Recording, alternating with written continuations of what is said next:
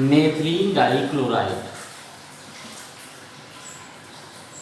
मतलब CH2Cl2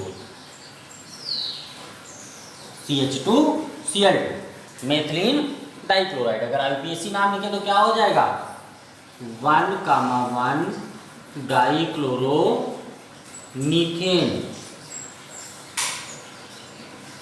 1,1 क्या dichloromethane.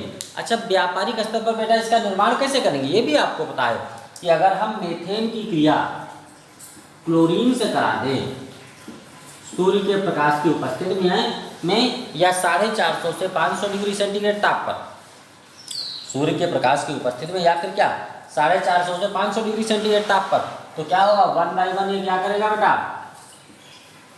इसके हाइड्रोजन को Cl परमाणु के द्वारा रिप्लेस कर देगा। फिर हम क्लोरीन के साथ में क्रिया करा दें, चाहे हम सूर्य का प्रकाश ले लें, फिर वही बात है Cl, बार बार आपको रिएक्शन हम ये पढ़ा चुके हैं CH2Cl2। फिर हम क्लोरीन के साथ में क्रिया कर दें, सूर्य का प्रकाश ले लें CaCl3, और फिर हम क्लोरीन के साथ में क्रिया करा दें सूर्य के प्रकाश में, फिर HCl निकल जाएगा और CCl4 बन जाएगा। ये रिएक्शन आप पढ़ो। अब आपको मेथिलीन डाइक्लोराइड बनाना है तो मेथिलीन डाइक्लोराइड इसमें से आप क्या करेंगे प्रभाजी आसमन के द्वारा पृथक कर लेंगे। जब मेथेन का आप क्लोरीनीकरण कराएंगे सूर्य के प्रकाश की उपस्थिति में तो आपको इतने सारे उत्पाद मिलेंगे, और अगर इनको आप चाहो तो प्रभाजी आसमन के द्वारा पृथक कर सकते हो। इसके अलावा बेटा अगर आप फॉर्मल्डिहाइड ले लो और फॉर्मल्डिहाइड की क्रिया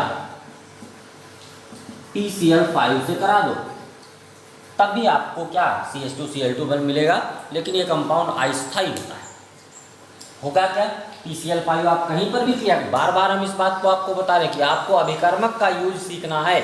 अब PCl5 की क्रिया क्या थी, चाहे OH हो या O हो, PCl5 का योगदान क्या था, चाहे OH हो या O हो, उसको हटाता था और Cl को जाकर के लगा देता था।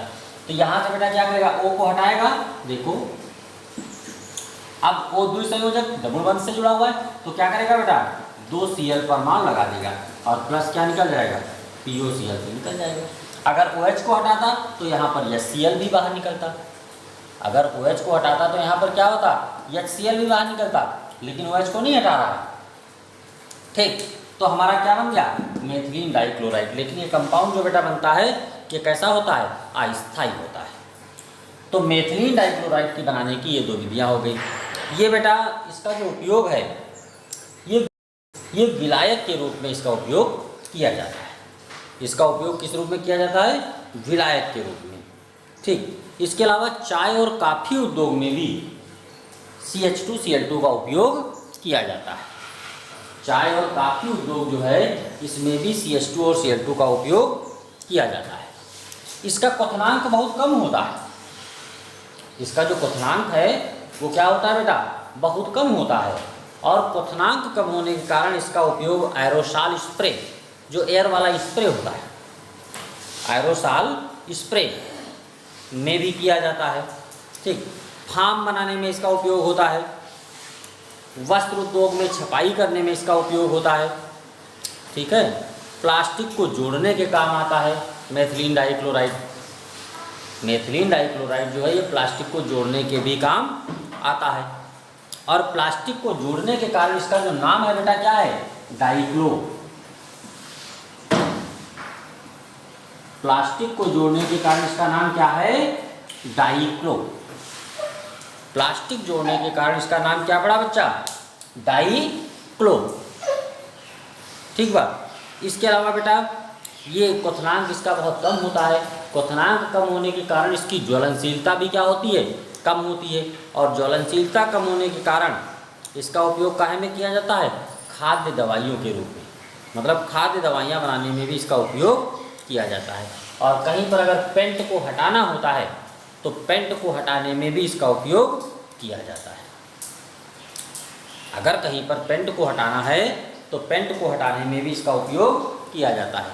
तो एरोसॉल स्प्रे है, इसके अलावा फार्म है, वस्त्रों की छपाई है नी, प्लास्टिक को जोड़ना है।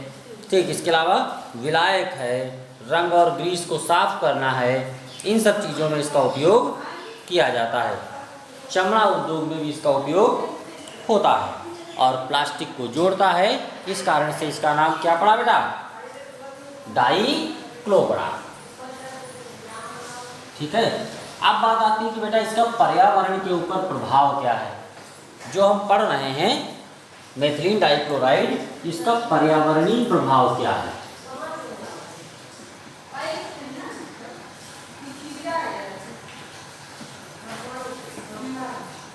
जो ये हम मेथिलीन डाइक्लोराइड पढ़ रहे हैं, ये हमारे वातावरण को किस प्रकार से इसका बेटा पर्यावरणीय प्रभाव अब हम लोग देखते हैं। देखो ये जो है सामान्य हैलोएल्केन की तुलना में कम विषाक्त होता है। जो हमारा डाई हैलोएल्केन है ये सामान्य, जो मोनो हैलोएल्केन है इनकी तुलना में क्या होता है? कम विषाक्त होता है। इसकी बेटा जो वाष्पशीलता होती है वो बहुत अधिक होती है और क्वथनांक क्या होता है? निम्न होता है। तो उच्च वाष्पशीलता के कारण ये क्या करता है? फेफड़ों की बीमारियां उत्पन्न करता है। उच्च वाष्पशीलता के कारण ये क्या करता है बेटा? फेफड़ों की बीमारी उत्पन्न करता है और शरीर में जाकर के ये कार्बन मोनोऑक्साइड में परिवर्तित हो जाता है या कार्बन मोनोऑक्साइड में उपापचयित हो जाता है। हम ये बोले तो ज़्यादा सही बात रहेगी। ये अगर हम लोगों के शरीर में प्रवेश करता है तो कार्बन मोनोऑक्साइड में क्या होता है? उपापचयित हो जाता है और कार्बन मोनोऑक्साइड में उपापचयित हो जाने के कारण इसका प्रभाव कैसा हो जाता है? विषैला हो जाता है। कार्बन मोनोऑक्साइड में उपापचयित हो जाने के कारण इसका प्रभाव बेटा कैसा होता है? विषैला हो जाता है। ये त्वचा के संपर्क में आता है तो इसकी वाष्पशीलता बहुत अधिक है। तो अगर ये देर तक हमारी त्वचा के संपर्क में रहे तो जो वसा वाले ऊतक हैं, अगर ये देर तक हमारी त्वचा के संपर्क में रहे तो जो वसा वाले ऊतक हैं उनको क्या कर लेता है बेटा? विलय कर लेता है। ठीक, अपने अंदर क्या कर लेता है? विलय कर लेता है। ठीक, तो मोनो हैलोएल्केन की तुलना में कम विषाक्त है। उच्च वाष्पशीलता के कारण ये फेफड़े की बीमारियां उत्पन्न करता है।